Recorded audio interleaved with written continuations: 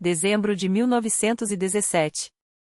No coração de Petrogrado, surge como um espectro uma organização enigmática, a VET. Um único decreto bastou para que milhares de cidadãos comuns perdessem emprego, lar e até o direito à própria existência. Imagine a cena: seu vizinho some sem deixar rastro após uma visita de rotina, e seu único crime foi esconder 2 pães no porão para dias difíceis. Quem deu a esses homens autoridade para atirar sem julgamento? Porque uma simples denúncia sobre uma conversa na cozinha era suficiente para desaparecer com alguém para sempre. O que levou Lenin a transformar a revolução em um regime de ferro, e quem se tornou o primeiro carrasco dessa máquina de terror? Neste vídeo, revelaremos como o mero papel assinado pelo Sovnarkom deu origem a uma estrutura que, em poucas semanas, mudou para sempre o destino de milhões. Antes de mergulharmos nessa história sombria, não deixe de se inscrever em nosso canal. Você terá acesso a dezenas de relatos históricos exclusivos que vão te deixar sem fôlego. A criação da VET começou quase que instantaneamente após a publicação do decreto, no final de 1917. Seus primeiros dias foram uma mistura estranha de cerimônia solene e pressa desesperada, como se a própria revolução estivesse fugindo de si mesma. Antes mesmo que o gelo de Petrogrado derretesse, telegramas urgentes saíram do Solne rumo aos distritos. Era a ordem para criar filiais locais da Checa, mesmo em plena temporada de festas, quando as ruas, antes movimentadas por operários, agora exibiam apenas cavalos esqueléticos arrastando carroças enferrujadas. Em cada centro regional, prédios comerciais e antigos escritórios foram ocupados às pressas para abrigar uma nova força.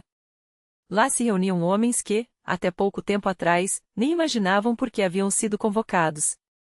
Entre eles, ex-marujos da frota báltica, que ainda sentiam o cheiro de pólvora dos navios de guerra e o vento salgado do Golfo da Finlândia, operários das fábricas de Petrogrado, que meses antes lutavam por um pedaço de pão diante dos tornos, e militantes clandestinos, endurecidos nas masmorras do czar. Nenhum deles tinha experiência em segurança ou justiça, mas todos haviam sido forjados no fogo da clandestinidade, onde desafiar as leis do antigo regime não era um slogan vazio, mas um risco diário de morte. Em uma sala mal iluminada, antes ocupada pela contabilidade de um comerciante abastado, onde, um ano antes, qualquer pessoa poderia entrar e até perguntar a quem pertencia aquele imóvel, agora se aglomeravam dezenas de homens e algumas mulheres. A luz fraca de lampiões a querosene mal iluminava o papel de parede amarelado pelo tempo. As janelas quebradas rangiam com o vento cortante, e o ar cheirava a documentos mofados. Cada um segurava um formulário com poucas perguntas. Por que você está disposto a combater a contra-revolução? O que está disposto a fazer pela nova ordem? Ninguém questionava os termos, ninguém mencionava a palavra julgamento. Todos entendiam, não se tratava de uma avaliação, mas de um recrutamento para aqueles que decidiriam o destino alheio. Quando um operário, ainda com as mãos calejadas da fábrica, ousou dizer "eu só quero ajudar as pessoas", foi interrompido com um tom seco: ordem é ordem. Assume a responsabilidade ou sai. Qualquer hesitação era interpretada como sinal de deslealdade, e muitos, intimidados, viravam as costas e iam embora, sabendo que poderiam ser os próximos a desaparecer. Já aqueles que afirmavam com convicção "estou pronto para agir sem me ater às leis antigas" recebiam uma braçadeira vermelha com as letras VCHK e um documento oficial sem foto, apenas com uma assinatura e um carimbo, símbolo de que agora tinham poder para tirar a liberdade de outros. Ficava claro, desde então, que servir a Checa não era apenas um novo trabalho, mas uma transformação. Tornavam-se ao mesmo tempo algozes e alvos daqueles que pregavam a voz do povo. Enquanto os primeiros grupos de campo se organizavam nos distritos, no Solne preparava-se o cérebro da operação, o gabinete de Dzerzhinsky. O presidente da Checa, que conhecia bem as celas czaristas, reunia ao seu redor 2 secretários. Um cuidava dos assuntos políticos ou simplesmente pedê-lo, enquanto o outro monitorava as questões socioeconômicas, um eufemismo para a perseguição aos inimigos do novo regime. Ninguém sabia ao certo como aquele sistema funcionaria, mas desde meados de dezembro, no Solne, secretários trabalhavam sem descanso para analisar as fichas dos recrutas, separando os inconfiáveis dos suspeitos e inscrevendo nomes em listas negras, registros daqueles considerados inimigos da revolução. No núcleo central, as decisões eram tomadas por uma tríade: Dzerzhinsky e seus 2 secretários. Não havia menção a processos judiciais ou direito à defesa. Bastava uma acusação genérica: inimigo do povo, especulador, kulak, para que a sentença fosse executada. A hierarquia era simples e brutal: A tríade central emitia ordens para as tríades regionais, que repassavam as locais, e estas, por sua vez, caçavam todos cujos nomes constavam nas listas negras. Reclamar era inútil, o aparato central raramente dava atenção às queixas da periferia, afinal, a ditadura do proletariado exigia ação rápida e implacável. Em janeiro de 1918, ocorreu o que mais tarde seria chamado de a primeira Operação de Campo da Checa. Uma noite gélida, com um ar cortante como lâminas, um grupo de 4 homens, liderado pelo ex-marujo Alexandre Petrovich, partiu de Petrogrado rumo a um subúrbio. Lá, segundo um delator, a camponesa Pelageia Zakharovna escondia um saco de centeio. A missão era simples e cruel. 2 agentes bloquearam as saídas do quintal, enquanto os outros avançaram em silêncio pela porteira quebrada, pisando no chão congelado como lobos que farejam a presa. Quando Pelageia, ainda de camisa de dormir e touca noturna, apareceu na varanda e viu as botas pesadas e as braçadeiras vermelhas, recuou aterrorizada para dentro de casa. Onde está o centeio? Perguntaram com uma voz que não admitia réplica. A velha murmurou que guardava aqueles grãos para assar um pão na Páscoa para os netos. Você é uma kulak, sentenciaram. Nosso comando ordena confiscar qualquer reserva não declarada. Já temos um dossiê seu. Seus vizinhos denunciaram que você fala do bom tempo antigo. Você vai para a prisão, e seu celeiro será lacrado.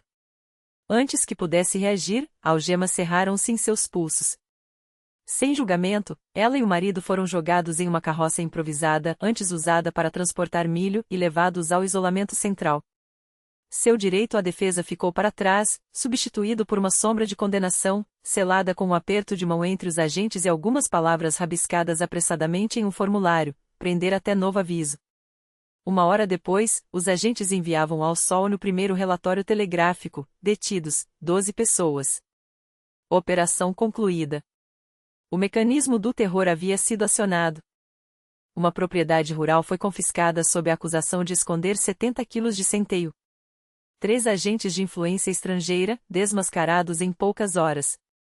Ao receberem a resposta elogiosa de Moscou, operação exemplificada.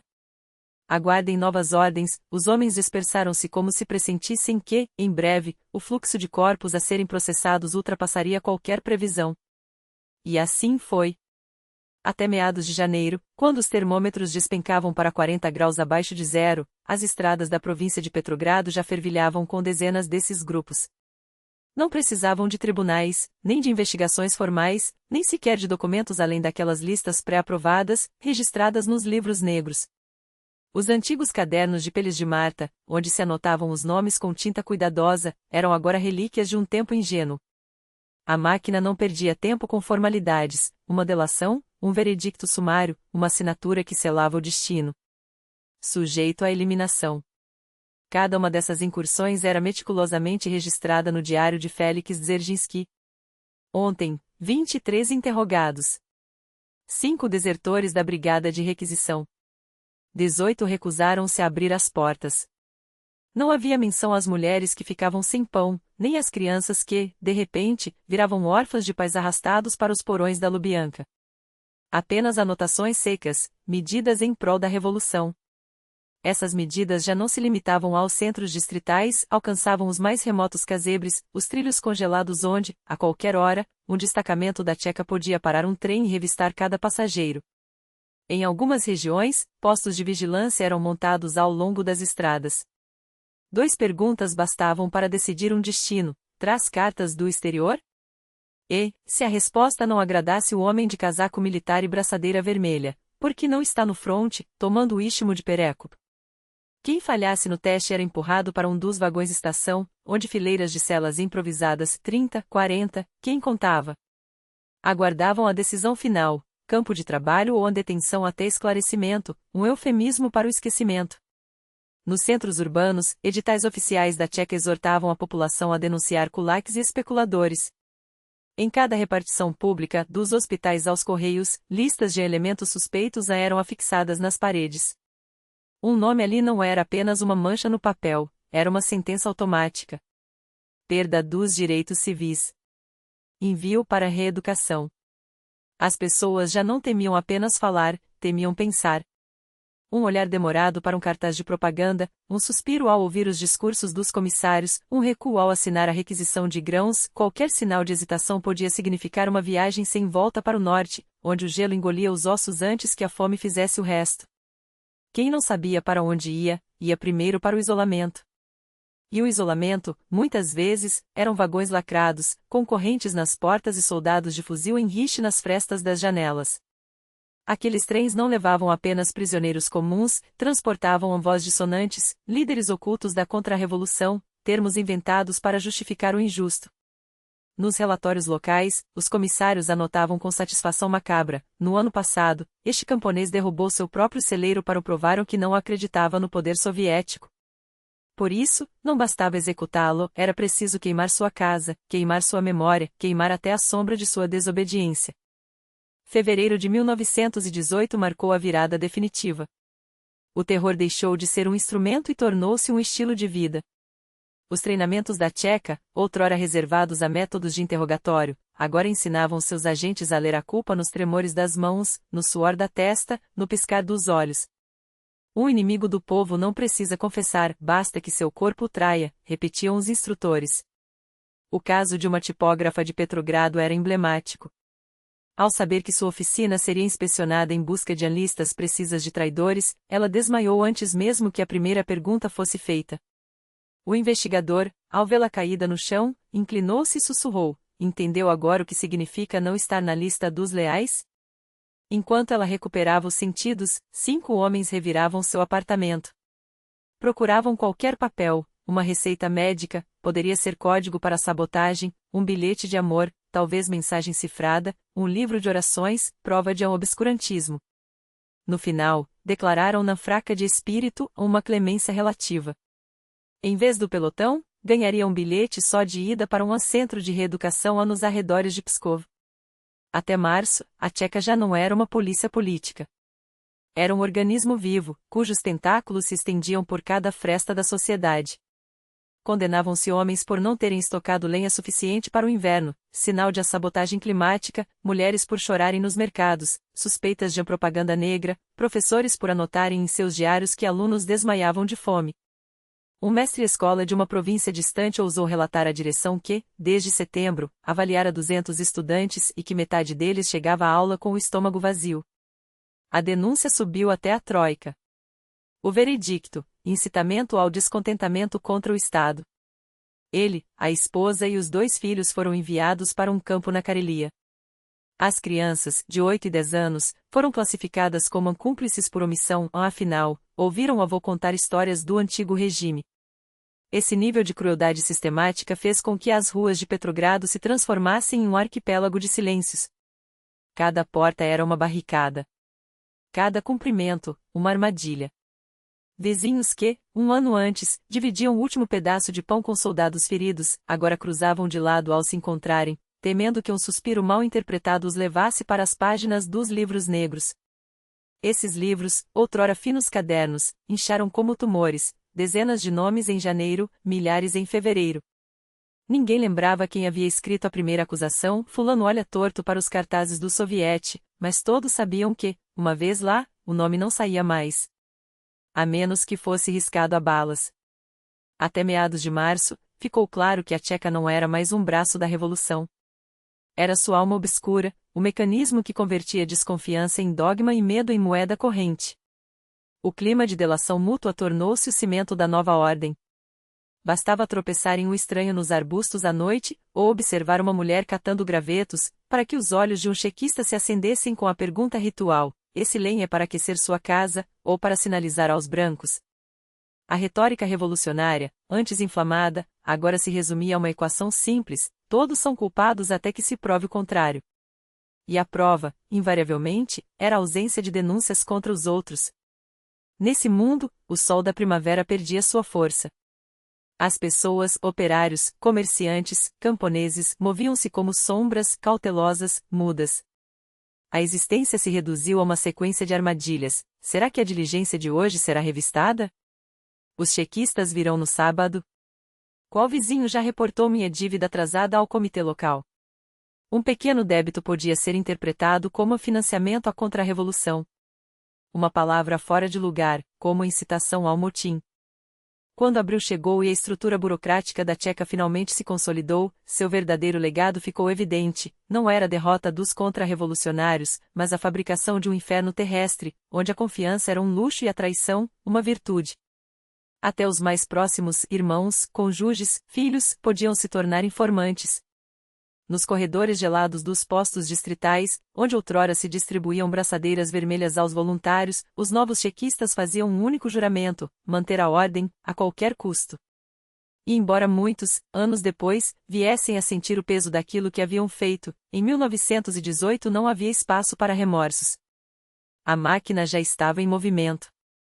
E sua engrenagem mais poderosa não era o fuzil, nem a forca. Era o medo que faz um homem delatar o próprio pai. Mesmo quando a consciência latejava como uma ferida aberta, quando reconheciam ter se tornado cúmplices de crimes contra a humanidade, a maioria permaneceu em seus postos até que um novo despacho de Moscou os reconfigurasse. Primeiro, a transformação da Checa em diretoria política principal, depois, sua metamorfose no temível NKVD. Hoje, ao olharmos para trás, percebemos que aqueles poucos meses entre dezembro de 1917 e abril de 1918 não foram um mero intervalo histórico, foram a pedra fundamental de um sistema onde a palavra contra a revolução equivalia a uma sentença sem direito à defesa, onde denúncias fabricadas sobre um saco de farinha bastavam para justificar um pelotão de fuzilamento. Os livros negros não apenas se multiplicavam, tornavam-se espelhos de uma sociedade em decomposição. Enquanto camponeses distantes ainda acreditavam na clemência dos tribunais revolucionários, um único atraso na entrega de um relatório, um olhar suspeito, uma hesitação e a cortina caía. O terror semeado na Checa extraordinária não se extinguiria com a mudança de siglas. Ele se perpetuaria, fluindo como um rio de sangue quando a Checa virou GPU, quando a GPU se tornou NKVD, alimentado sempre pelas memórias daqueles primeiros dias, quando o arbítrio ainda se disfarçava de urgência revolucionária. Por isso, é crucial não esquecer: a criação e os primeiros passos da Checa não são apenas uma crônica de decretos e telegramas. É a história de como uma revolução devora a si mesma quando seus instrumentos de poder recebem carta branca para julgar sem leis, para condenar sem provas. Guarde bem as lições daquele janeiro de 1918. Se um dia anunciarem que, pelo bem do povo, é preciso suspender garantias e impor medidas excepcionais, lembre-se do que aconteceu quando o primeiro tiro foi disparado em nome da ordem. No próximo capítulo, exploraremos como a Checa se transfigurou em GPU e, depois, no NKVD, uma máquina que estendeu suas garras por toda a nação, ceifando vidas aos milhares. Até lá, não se esqueça: a prisão mais implacável não é feita de grades. É feita de medo. E uma vez instalado, ele nunca solta suas vítimas.